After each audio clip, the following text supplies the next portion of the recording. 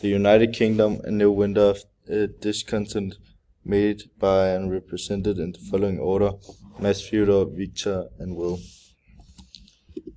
I count very briefly the most important challenges which this trust is facing right now. This trust will face many big challenges such as double-digit inflation, mainly caused by the war in the Ukraine and Russian shooting down gas lines. She is facing a looming recession, labor unrest, and deteriorating public finances. Analyze Liz Truss policies to curb these challenges. There is nothing Liz Truss can do to immediately stop the Russians from fighting the war in Ukraine.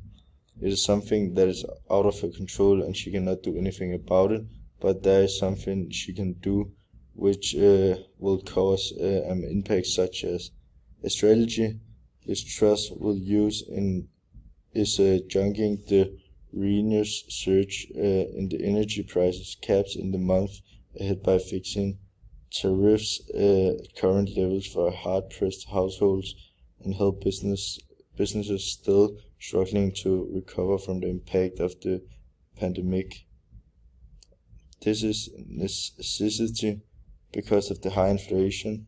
For instance, the gas prices have risen to 340% and is hurting the lower tier income groups. But by using this strategy, when she will help householders gain to the additional benefit of shooting the Labour and LLB them fucks. Truss's sweeping plan to freeze energy rates at a probable cost more than $100 billion in its first year has apparently gained attention amid the round-the-clock coverage of the Queen, prompting some experts to call political debate on the package. I do worry a bit that the government will get used to the lack of scrutiny of their proposals, said Jonathan Porters, a professor at King's College London. Taxation and cost of living. Truss has some economic priorities, which is to cut taxes, a move she insists will reboot a stalled economy and help people with soaring energy bills. She has promised to reverse the recent increase in national insurance and to cancel a scheduled rise in corporation tax at a combined cost of about £30 billion a year. Truss's team has also moved the idea of slashing the VAT by 5% or cutting income tax to help household budget. This is a good policy which will help the middle class and lower class groups paying their energy bills. Foreign policy and Brexit.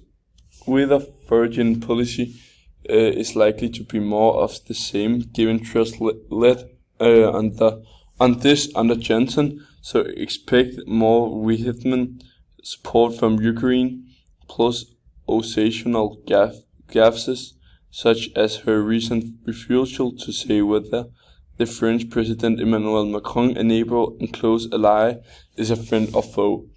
Truss has made much of her faultness over the Northern Ireland Protocol, and her camp has hinted she could trigger Article 16, the emergency produce clause in the post-Brexit deal with the EU, with Europe, within days of entering number 10. But with so many other crises to face and the leadership contest over, Truss might decide a potential trade war is not what she needs as well. Immigration and home affairs.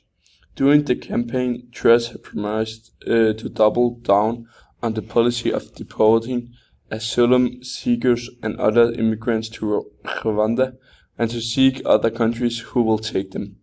If this will have any impact on the numbers of people crossing the channel by unofficial means is not certain. Truss is likely to, like any failure to remove people to the continued jurisdiction of the European Court of Human Rights while removing the UK entirely from its oversight will be complex and tricky. She is likely to push ahead with plans for a so-called UK Bill of Rights, with fewer protections for asylum seekers and others. Deteriorating public finances. There is the threat of industrial action, with unions being unhappy with their paychecks. And all of this is happening ahead of winter, with the prospect of flu and COVID circulating at high levels for the time. Hospitals are facing some problems, such as their inability to discharge patients when they are medically and physically fit to leave the hospitals because of the lack of social care facilities or places. The government does have a plan for social care, the care gap, but that is for protecting people's assets rather than providing more funding for services. Even then, there has been a debate about whether the government is right to increase national insurance to pay for it, in part because of the rising inflation. In the future, the UK will be facing one of the biggest economic crises, which is the cost of living. This crisis has kept on getting worse throughout all the leaders the UK has had. One of the main reasons why the costs of living in the UK keep on rising is because of Russia closing the gas supply, which affects electricity, petrol, and a lot of other necessary products. One of the biggest reasons why gas is not following is because of the war in Ukraine. Other prices, especially for food, are also surging, which could lead to the inflation rate beyond 15%. All of that is before the impact of further falls in the value of sterling. Meanwhile, interest rates are increasing not just for families, but also for companies and the government itself. It is a toxic economic cocktail and will require judicious, credible and timely interventions. This is from line 22 to 25 in the article New Prime Minister, 7 Big Questions for Liz Truss from the BBC. As we can see from the quote beforehand, the inflation rate is going to be a huge problem for the Prime Minister because a lot of households will not be able to cope with this surge in food commodities. This also affects a lot of companies in the UK because it will stunt their growth and make it a lot harder for entrepreneurs to start their own businesses. Another problem Truss will face is the situation of supporting Ukraine. Boris Johnson, the Prime Minister before her, supported Ukraine with weapons, wealth and NATO. The Prime Minister will also hope that the war in Ukraine will be ending soon. Because of the financial situation in the UK, Truss first needs to convince her voters and the people of the UK the war in Ukraine is worth stopping.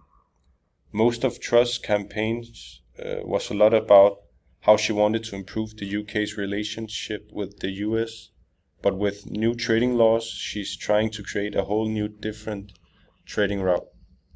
This makes it a lot harder for the US and other countries to make trades with the UK, because she's trying to create a border between Ireland and the Northern Islands, which will violate the Northern Islands Protocol.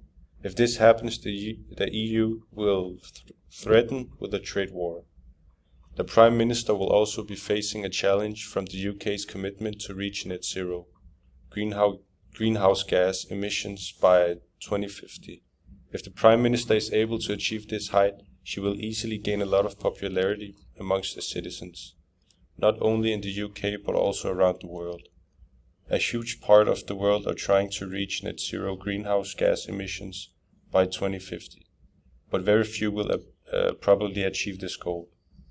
As part of the net zero strategy, the government has committed to decarbonize the generation of electricity by 2035. For that to happen, there will need to be a massive expansion in renewable energy. Offshore wind is already a British success story, but the fastest renewable projects from conception to completion are on land, solar and onshore wind. As it says in the quote beforehand, the government will try to decarbonize the non-reusable energy to reusable energy. The government will try to create offshore wind energy, which is already a huge success but can become an even bigger success.